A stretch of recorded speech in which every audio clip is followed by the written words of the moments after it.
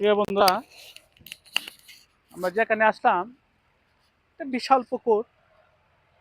সেখানে মাছ চাষ হচ্ছে, যেটা আমাদের বাঙালি মাছ মাছ এবং ভাতে বাঙালি। এখানে কেবল মাছ চাষ করা হচ্ছে। তো আসলে এখানে অনেক সৌন্দর্য, অনেক সুন্দর একটা জায়গা, যেখানে দেখতে কেবল একটা সুন্দর দৃশ্য, বাগান বাড়ি বলা যায়, যেটা অনেক চারা রোপণ করা আছে গাছের। সেটা দেখতেও কেবল সুন্দর। আর প্রকৃতির যে এই যে সৌন্দর্য, এই সৌন্দর্য কি আসলে কখনো ভুলে যাবার মতো নয়।